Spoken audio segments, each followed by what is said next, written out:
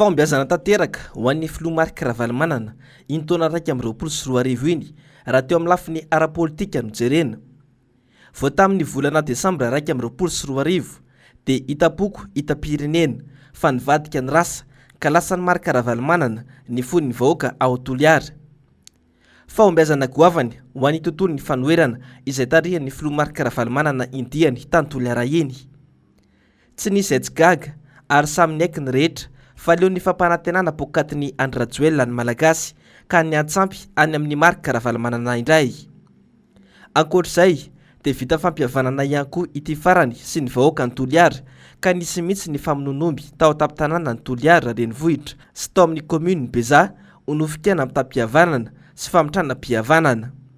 Tsy nandalo fotsiny ihany koa indian'ny filoha Marc Ravalomanana tany Toliara iny satria tamin'ny fameloma-masony Antokotima tany an-toerana ity ihany koa ny ilazana fa mbola vonina izy ny anavitra ny Malagasy iray manontolo. Efa nilaza foana fa vonina nitarika ny vahoaka Malagasy ary mbola vonina nitarika ny vahoaka Malagasy. Tsy afaka hijery maina fotsiny ny zavatra manjolo vahoaka Malagasy amin'izao fotoana izao. Ary efa niteny fa ny andro mbola sisa iainako miaraka aminareo reto tsy maintsy ataontsika izanaraina ny firenentsika ity. Fatra maromaro rehefa hitako ary mbola misy an'keo ireo hotsidiako fa izay hitako rehetrarehetra dia samy mikaikaika daholo. Ary tsy vita nitsetsetra fotsiny na mangorongoraka fotsiny fa tena mila action maika dia maika. Hitako dia ny fahasahiranana sy fahantrana. Fa laza manana vahaolana, tena manana vahaolana fa hoe aminareo rehetra tsy maintsy ilay amin'izay anatin'ny ady lalina aloha no vodiantsika amin'ny ainy. Zay tsy maintsy hoe ny sakafo aloha rehefa velona iha dia aveo miasa miaraka vetivety. Ka apio aho fa ampiakatra sy hamonjy andreo latako anatin'ny tena fahantrana tanteraka lalina. Hita mpitondra fanjakana fa fahombiazana tanteraka ny dian'ny filoha Marc Ravalomanana tany Toliara iny ka nany fety fankalazana ny tsingeritaona nahaterahany tao Toliara aza dia nasaina no sakana andreo mpitandro filaminana.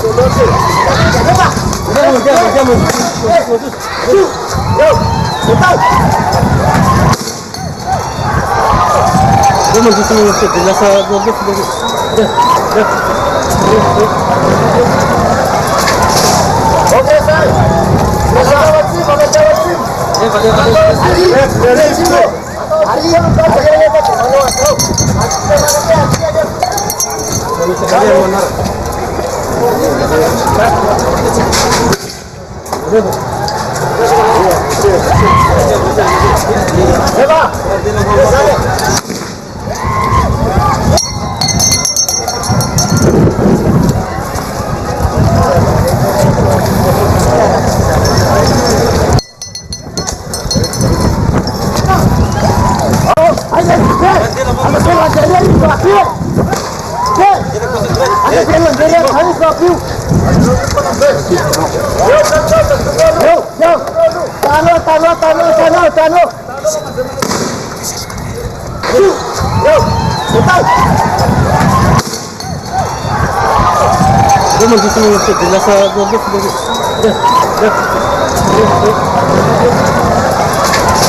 Ny nampalahelo sy ny navaky fo dia andro vitsy taoriany dian'ny filomarika Ravalomanana tao Toliario dia maty nisy tifitra tamin'ny fomba feno abibiana ny vadiny maître Elso izay filoalefitry ny tima fary tany Toliara izay mpikarakara na fatrapo iny dian'ny filomarika Ravalomanana tany Toliara iny. Famonoana toa nisy ambadika politika ka novan'ny filomarika Ravalomanana Antsoavo mba hivoahan'ny tena marina momba n'iny famonoana any vadiny maître Elso iny. Manameloka tanteraka amin'ny fomba rehetra ny tenako ary tsy hitako zay fomba ilazana azy fa zava-doza no tranga eto amin'ny firenentsika, loza, tena loza. Dia izany hoe no hiainana eto amin'ity firenena ity rehefa tsy mitovy amin'ny firena politika na tsy mitovy hevitra amin'ny tena.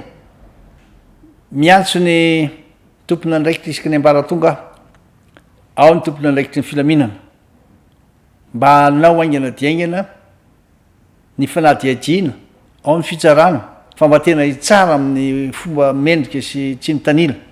Tsy tao Toliara ihany no vita fampihavanana tamin'ny filomarika Ravalomanana fa anisany nampiavaka ny taona 2024 lasa iny ihany koa ny fampihavanana Itamaso teo aminy sy ny solombavambahoaka Roland Ratsiraka ary nisy mihitsy ny fampiresahana sy fanazavana ampahibemaso natrea ny mpanao gazety sy ny mpanao politika maro tao amin'ny Carlton Anosy ary ny afara tamin'ny fifandraisan-tanana mihitsy zany ho marika famelana sy fampihavanana teo amin'ny rotonta. Misy aty hiaingo foana zay resaka tena nalailano ny président dia zay zany azo reto amin'izay nialailo fa tsy zany tsara.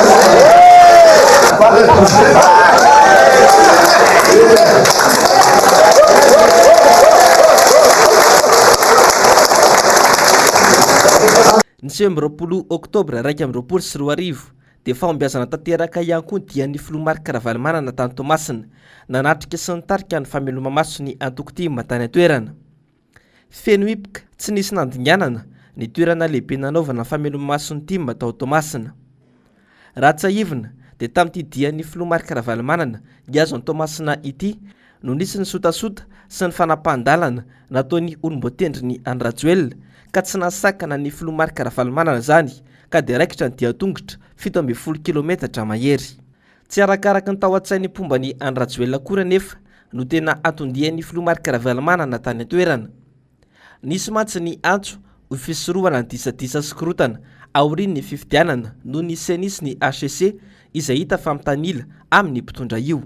Miantso ny herivelona rehetra eto amin'ity firenena ity aho mba samby heritreritra fa tsy indépendant mihitsiny a zay seny hitranga eo na fomba hoana na fomba hoana ny teny an'izany aminareo amin'izao fotoana izao milaza an'izany a fa mahita marina ka raha tiana ny ananantsika fifidianana malalaka ary eken'ny rehetra mivoaka mpifidiananao na hoe crédible ny filazana azy dia tsy maintsy hoe heverina zay fomba namboarana ny firafitra zay olona tokony ho ao. Noho izany isika indrindra isika atao antsika Madagasikara isika ataony RMD dia mangataka sy manao antsoavo mba hisiny zany fikonan-doham-pirenena zany na ny concertation nationale adihevitra io ho an'ny rehetra mihitsy sakanavaka na ny mpanohatra na ny toanana. Tokony hisy zany ny concertation nationale na ny atélé nationale mba hahafahana fanaraka tsara hoe reto ny tena olona tokony ho ao fa tsy ho anazy daholo inona nanaovana ny tsisy ilana ny fifidianana io raha ireo mifiratro ny zavatra ho avy eo. Sivy ny isan'ny olona zareo, sivy ny olona tokony apetraka eo a dia sivy zany anazy daholo. Taona ny asa ho an'ny antoko-tima ihany koa iny taona 2024 lasa teo iny. Totosa matsy ny fameloma-maso ho an'ny antoko ary efa navitany azy ny boribory tany enina eto Antananarivo renivohitra ary efa mitodika any amin'ny rehefa hafa iverana Antananarivo ireo biro politika tima ka tapaka fahomena sehatra ny eny amin'ny nivon'ny fokontany ahafahana miatrika ny fifidianana ho avy eto Madagasikara. Nibahana tamin'ny fandaharam-potoanan'ny filoha Marc Ravalomanana tamin'ny taona 2024 ihany koa ny fionana matetika tamin'ireo masovo maro eto Madagasikara, izay manapirofo fa mbola mafy ary manan-tanjany izany Marc Ravalomanana izany eo amin'ny sehatra politika eto Madagasikara.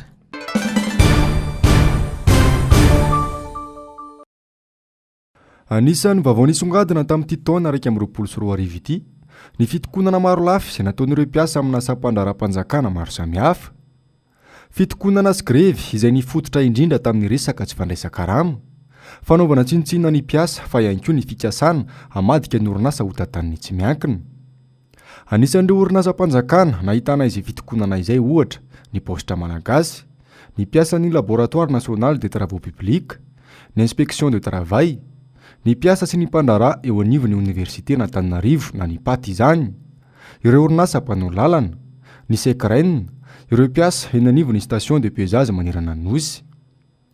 Misy tamin'izy ireo no voava tamin'ny ampahany ny olana rehefa ny amafy ny fitakina, saingy nisy tamin'izy ireo kosa no mbola tsy ahitan'ny fanjakana vahaolana aloha hatramin'izao. Anisan'ny nisongadana tamin'ny volana novambra teo ihany koa izao ny mikasika ny olana nisy teo anivon'ny parka botanika zoolojika teo Tsimazaza. Nisy ny fikasan'ny fanjakana hanomezana ny parka ho tantan'ny orinasa Aksiany Group izay nolavan'ireo mpiasa sy ireo mpampianatra mpikaroka teo anivon'ity valan-javaboary ity. Raikitra ny fitokonana ary nikatona vonjomaika ny parka Tsimazaza nandritra izany.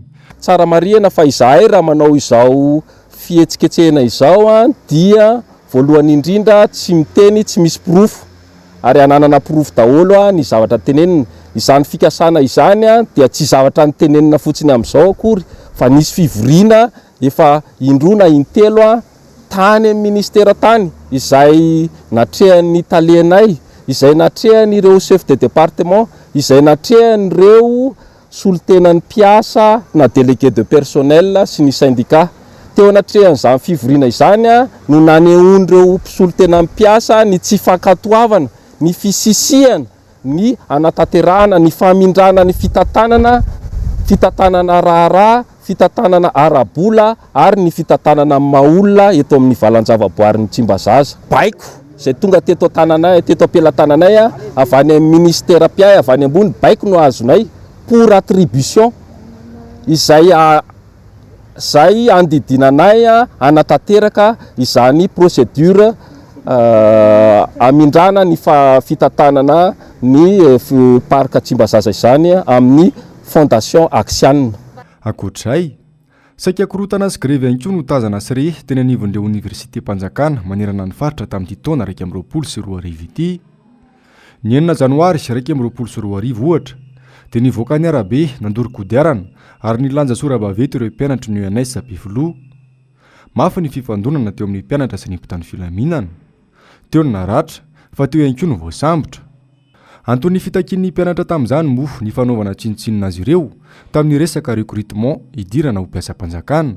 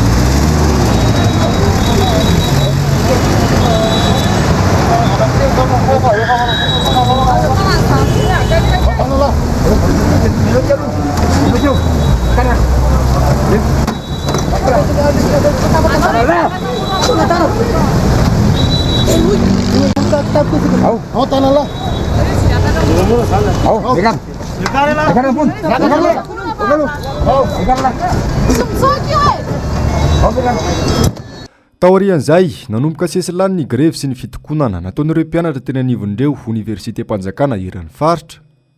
Leo ny fahatarany vatsim-pianarana isan-taona ny mpianatra. Toa nijanona ho fampanantenana fotsiny ihany ny filazan'ny fanjakana fa ho atao digitalisation ny fizarana ny vatsim-pianarana ho an'ny mpianatra. Nanampitrotraka ny fahantera ny fototra-fitrasa ianaran'ireo mpianatra sy ny trano fonenany izay efa tsy nisy fanamboarana intsony tao anatin'ny taona maro. Ny volana septambra nanomboka nanao fitokonana sy nampanelo lakilosy fanerana ho an'ny mpitondra fanjakana ihany koa ireo mpiasa sy mpandraharaha teo anivon'ny Université-Mpanjakana. No ny fahatarany karama lavareny no antony fitokonana. Naharitra herinandro maromaro izany ary ny amafy nanaraka izay ihany koa ny fitakiana. Nijanona tanteraka ny fampandehanan-draharaha rehetra teny anivon'ny université. Ny tokona tsy nentina mpianatra ihany koa ireo mpampianatra mpikaroka. Ny anafana ny hetsika ary ny tambatra nanohana ny fitakian'ny paty ihany koa ny mpianatra. Nandritra izany nilobava ny Prime Ministre fa tsy misy vola mivoaka amin'ny alalan'ny fitokonana eto izay vao maika nahatezitra ireo mpitokona. Marary ny valitenina voakany hoe izay migrevy rehetra tokony tsy izay migrevy dia hoe tsy tokony mena izay volany ovahana izay olany rehetrarehetra. Marary ilay izy tompoko satria nahoana raha ohatra ry zareo ao amin'ny ministera ao na amin'ny PM na amin'ny ministra na niza no tsy mena karama nareo polisy manao hery famoretana aminareo tsy mahazo karama tompoko. Mba inona sy inona tokony mba andiny tena ihany izy manoloana zany zavatra zany. Tokony mba heritreritra tokony ray aman-dreny lehibe eto amin'ny tany sy ny firenena izy tokony amadibadika impito aloha ny lela ny fomba amin'ny teny izy hoe marary ireo olon'ireo tsy enda amin'ny teny takinay tsy asehana mpampianatra koa no takinay karama say volana septambra raha fitinina izay rehetra izay dia tototry ny grevy sy ny fitakiana maro lafy ity fitondrana ity nandritra iny taona 2024 iny. Mibaribary ny tsy fahaiza mitantana fa ihany koa ny fanaovana ambanin-javatra ny mpiasa sy ny mpianatra malagasy. Ifarana ity ny taona tena mahatsapa izany tsy fahaizan'izany ve ny tompona andraikitra sy ny mpitondra fanjakana. Manantena fiovana sy filaminana ve ny vahoaka ho amin'ny taona 2024 ho hitantsika ny toiny.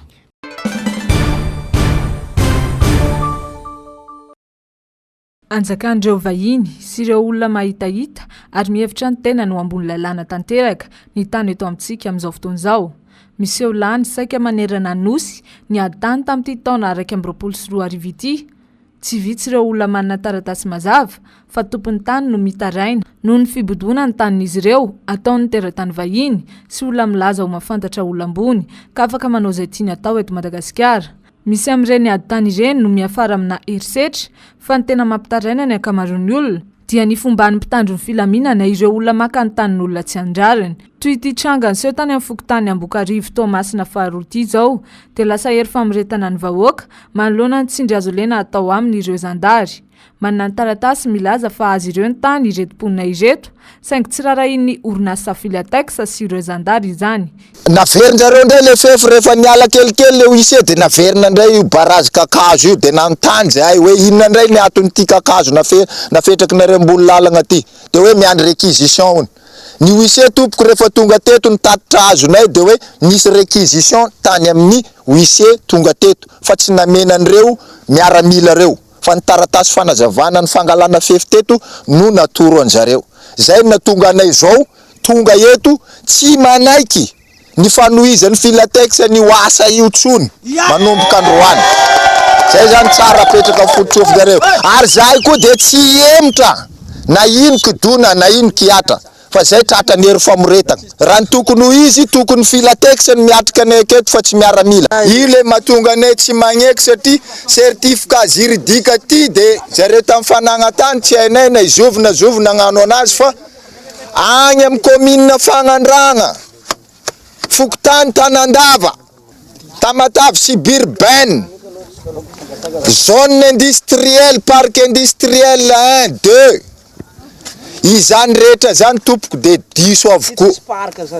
Tsisy parc industriel ty fa Fokotany Ambokarivo commune rurale Lambody Tandro Fokotany Ambokarivo zay namboaranjareo dia dikan'izay zany mahay miasa ve zareo amin'ny domaine koa sa mamitaka anay vahoaka. Mahay miasa ve ny mpitondra fanjakana sa tia mitaka anay vahoaka. Depuis 1974 nangatahana an'ity tany ty teto. Reto le taratasy mari-panagna anay. Tony angamba sy itony tampon menamena tony tsy zay hay namorona an'io fa tampon mpanjakana ihany koa. Dia zany le magaga anay amin'izao fa Filatex indray ny milaza fa tompon'le tany. mitaky ny ampiarana tsy misy fepetra ny fampiarana ny lalana velona misy eto Madagasikara ireo tompona tany ao amin'ny fokontany io ary manamafy ny tsy fanekeny ny fibodon'ity orinasa natera-tany vahiny ity ny tanin'izy ireo.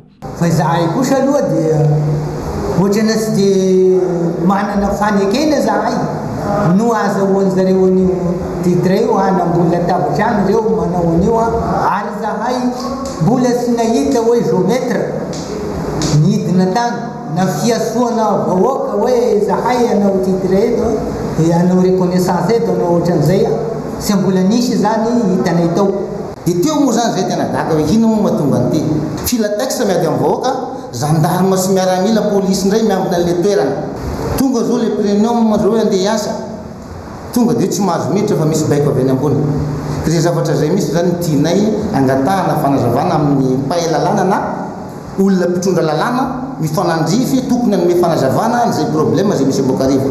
Inona ny antony mahatonga gardienne filatexe ve ireo miaramila sy gendarme mipetraka ao sa mpiasa mpanjakana? Matetika hitrangana fifanolonana amin'ny resaka atany ao Tomasina Faharoa tamin'ity taon'ity toy ilainseho tany Belambo Tomasina Faharoa hatrany dia ramatoa iray milaza ho mafantatra jeneraly no mampijaly sy manao tsindry azo lena ny tompon'ny tany ao Belambo ny afara tamin'ny herisetra sy ny fandoroana tanàna mihitsy ity atany iray ity. Ny lehibe mpitarika ireo tompon'ny tany anohitra ny fanaparam-pahefana ataon'ilay ramatoa mibodiny tany izy ireo azy dia nogadrainy ity farany Tsiahy noho ny antony tsy fantatra. Ireto mponina ireto izay velotaraina manoloana ny tranga mahazo azy ireo satria efa manana grosy mihitsy izy ireo fa azy ireo ny tany nefa mbola izao anaovan'ilay ramatoa voalaza mibodiny tany izao raha matahora ihany. Ary ireo trano ireo dia efa nijoro tanteraka teo fa nitondrany madame Lala Melisy dia nodorany tapitra may daholo ireo tanàna ireo tsy vitan'le tanàna no may za miteny eto zao dia atsorina mazava tsara fa tsy vitan'le fandoroana trano fa miakina amin'ny famonoan'olona mitondra basy mihitsy i madame Lala sy ny zanany natao hoe Erika be mitondra basy manenjika an'le olona zay manadio sy mikarakara mihevitra an'le hoe amerina an'le tranony any amin'ny toeran'io. Za zao dia anisan'ny anankiray voavely ary voatoto basy na izao tsika miteny zao ny masokila an'ity mbola tsy mahita. Efa resinay madame io tamin'ny première instance resinay tamin'ny cour d'appel ary nazahoanay grosse ary manana profon'izany zay nefa magaga mbola zay ratraratrany za ty malahelo mihitsy zay sa tiany fanjakana ve zay ho tonga izay matamatapa igny dia anao tsy tinina eto vitanay zany raha anao anjany zay fa ny tena mampalahelo anay tsy mba jerena akory zay madinika zay le tena mampalahelo anay fa vita zay ny anay satria voto be le foko. Ny zavatra misy zany hatreto rehefa nogadraina tao Tomasina Roby Alphonse zay filohan'ny fikambanana fananko izy io noho ny amina ferana resaka aditany no nanagadrana azy ary ny zavatra misy nefany no entina niakara tia Taninarivo indray le raha zany hoe rehefa avy nigadra inefatra tao Tamatavy izy dia amin'ny aferany resaka aditany io dia nampakarina tia Taninarivo indray le fitoriana zay amin'ny anaran'ny talonisy zany hoe amin'ny anaran'ny talonisy ilay fitoriana zay natao anazy io. Le olona le miady amin'le vahoaka zanadrazanao Tomasina nefany madame Ranoro Malala zany hoe azo lazaina manokana hoe pila ravinahitra zay tonga ao tanàna izy io. Ny zavatra misy nefany hatreto rehefa tonga taty Taninarivo le fitoriana resaka instruction na clôture le izy zay le antony nitoriana azy fa nagaga le izy rehefa tonga taty Taninarivo mbola sy tonga akory le daty le isarana le ray aman-dreninay le président ny association fananko tonga dia efa fantatry madame io no le didy voaka hoe alefako any CFA izy zany hoe alefako any CFA izy io président anareo io. Ny eto Antananarivo indray kosa dia toerana maro no ahitana izay aditany izay. Ny etsy Ambolokandrina izao dia tany mirefy 17 hektara no alain'ny karana ka mampitaraina ireo mponina eny amin'ny faritra iny. Ireto olona ireto izay milaza fa efa nanomboka tamin'ny andron'ny filoham-pirenena Philbert Tsiranana no mipetraka teo amin'ny toeran'io. Ny fitarana tompo dia araka le didy le nataon'ny fanjakana teo aloha zay tany latsaky ny 20 taona tsy najarin'ny tompony dia tokony ho an'le olona nanajary fa ny fangatanay hatramin'izao dia ho an'le olona manajary azy ny tany zay tokony fitaraina tsy anaiky liany tofana an'io zay tompo. De ohatrany anazy zao nitambarinay ary efa maninona moa le karana no zao izy vakany tany hatram'izay izy lazay fa hoe vita borina tamin'ny raraka ny teny de vita borina tamin'ny 90 nefa tamin'ny 2019 teo zay tongavana gendarme teto zay izy vao nametaka borina teo. De naninona moa hatram'izay zay mamboly eto no tsy nitohanany fa maninona navelany amboly nitambariko zao ery efa hatreny fa taloha tena teneniko aminareo fa ny maloto mandeha avy aty sofina ty maloto mandeha avy aty sofina ty za manano io ny olona rehefa mandalo mitsoka satria mahitanao am'le tambary tena mbola lalina be sady be maloto be de rehefa tena tsara am'izay le tany am'izao alaindry zareo. Fa anisan'ny zakany tserany ainy noho izay fibitona tany ataon'ny teratany vahiny izay ihany koa ny mpamboly eny amin'le Makinameana tambary mirefy eo amin'ny 10 hektara eo izay fiveloman'ireto mpamboly ireto no kasaina teratany vahiny iray ho totofana ka tsy eken'izy ireo ponina izay nanazava fa lovan'izy ireo tamin'ny ray aman-dreniny tany aloha izany tambary izany. Fa ny zavatra mampalahelo ireo ve nitotofana tompo fa maninona raha tany dorana any ambadika any no hoe raha fotodrafi-panjakana no hoe any ny hitarina le fotodrafi-panjakana fa ety hitombo isa indray be tompo ny ambany tanàna o Antananarivo de isotroinona zany vahoaka eto indray le rano maitsomaitso an'le production zavatra anankiray ne tompo koa zavatra lehibe mihitsiny ireo zavatra maitsomaitso tazany masonareo any ambony lapitra noho ny zone France ireo satria zavatra anankitelo no misy amindreo trondro vary anana mamatsy any Antananarivo fa mampalahelo izy satria ny teknika any emergence any Afrika de ohatran'izao daholo rehefa malemy le vahoaka lasa andalany tany de atao milany andro eny nareo de nitapitra mandat de ohatran'izay foana le style de jeu zany de zay mba angatahako tompo somany mahitsy lamarinina zany mahitsy ny amin'ny teny manangano nareo lalàna mametraka miaro an'le vahoaka tompoko fotom-pivelomanay ty ary tany efa azo milazaina hoe mizaka ny zon'ny tany zay satria efa taona maro ny nanajarianay azy tsisy tany lava vola eto ka de mangataka indrindrindrindry ray mba azahoanay mizaka ny zo tany ary ana foana tanteraka ireo pisolokon'ny tany satria malagasy ny tokony hizaka ny tany fa tsy ny vahiny ka de mangataka indrindrindrindry zay ny fanjakana mpitondra rehetrarehetra isan'ambaratongany mba hanomezana ny zonay hizaka ny tany eny isany hoe fa nanao ihany ny dossier maromaro fa noho ny avon'le tambola izay tsy voalohany tatsaha de zay ve no ananarotana ihanatsindrina azo lenanay tahako zao de tsy manaiky an'izany zay famarinanao de tadavina anatin'io commission-io de afaka mampanantenanareo zany ny tenako fa rehefa tsy rariny ny zavatra natao taminareo de tsy maintsy hiverina aminareo ny taninareo na fa vita fa ankoatrany eny amin'le Makinameana dia mitaraina no fibitona tany ataon'ny vahiny sy ny mpanambola ihany koa ny mpamboly eny amin'le Makilaniera tambary mirefy 770 hektara izay miantoka amin'ny fivelomam-ponina maherin'ny 7 ity tany-donindoza ity. Ny le Makilaniera izay isan'ny manampibetsaka amin'ny famatsiana vary eto Andrenivohitra mahatratra 530 tonna isa-taona ny vary miakatra avy amin'ireo tambary 770 hektara ireo. Very fanahy-mbola velona manoloana ny Antsojay miantra amin'izy ireo ihany koa ny tatsaha eny amin'ny toeran'iny. Fotom-pivelomany manodidina eto zany Mbatolapy tsy mahafotsy Ambobao ateroka Ivato aeroport. Ireo ny fotom-piveloman'ny olona izay entina mamelona ny zanaka, entina hitsabo tena ary entina mampiodina amin'ny fiainana. Raha ireo tanin'ireo no miala amin'ireo vahoaka ireo dia hoaiza daholo ireo. Maty daholo ireo. Ka izany no hiantsonay ny fitondram-panjakana mba hijery akaikinay nity satria miady amin'ny fahadirirakafotsika izao. Any alavitra any dia manao barazy mba amboleno. Ity ny anay efa misy barazy ary efa misy vavarano nahoana no omenan'ireto dalo ambony latabatra reto. Ny any avelany any efa tsy fidiny intsony hoe mitondra basy ny dalo mangalatr'ompy. Fa eto indray zany eto Antananarivo dia misy vahiny sy tompon-tany réseau anankiray mangala tany. Dalo mihitsy ireo ka ny fonja vaovao izay manara-penitra dia alao mba ho sokafana ho an'ny zalahy ireo. Izy no hisatatra azy fa tena mijaly loatra ny vahoaka. Zarana olona 700 zany sisy ty le maka 310 hektara ty. Reo titre 700 ireo dia samy manana ny anarany avy. Vahiny izy ireo ary misy koa tompon-tany izay ohatran'ny mpanera fa tsy tompony eto.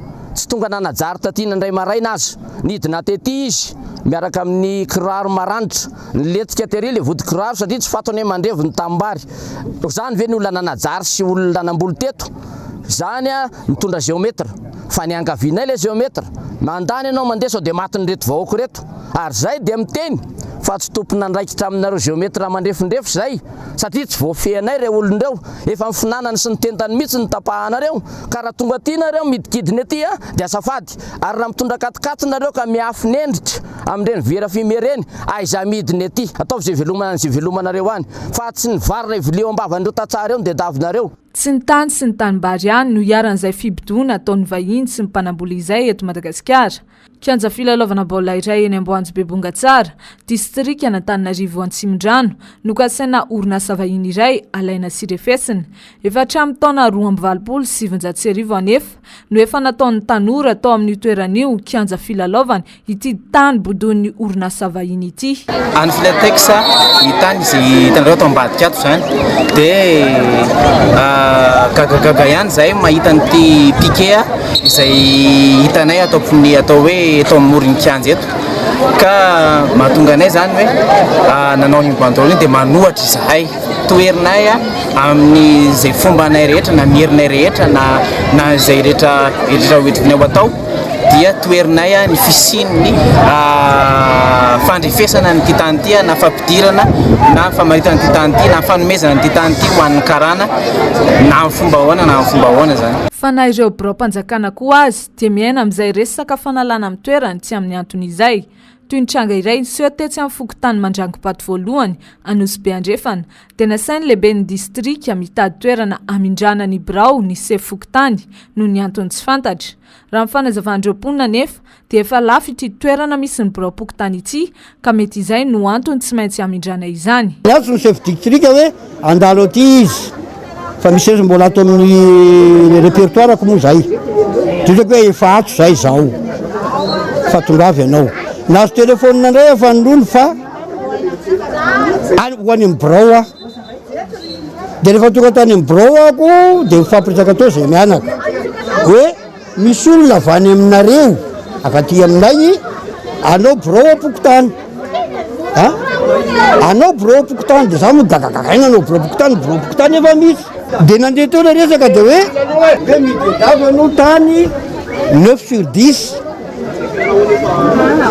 amin'ny ranany birao apokotany iasanareo ka oza hoe maninona no misy an'izay fa maninona raha atsarainy ity fa dia hoe afindra anareo fa mitady an'io tsy fantatra hoe atao aizy ity fa tsisy resaka atao hoe mivarotra na mpividy. Tanay tao Mandrangopato ay tompoko dia efa tamin'ny herintaona no renay fa misy olona mikatsaka ny hivarotra azy dia izay moa zany tsy nino satria atao ahoana ny hivarotra trampokon'olona satria na tamin'ny taona 5-7 no efa nitsangana teto ny trampokotany ary ny tany atao misy ny fokotany dia tamin'ny mpanjakana zany hoe raha misy zany ny olona tokony ho tompon'ny fokotany dia ny fokon'olona satria izy nanajary azy nandritra ny 7 taona mahery. Raha ohatra zany misy fanjotsony zavatra ity dia mba miantso ny fitondram-panjakana maefa sy ny any ambony na ny délégué maire na ny bianco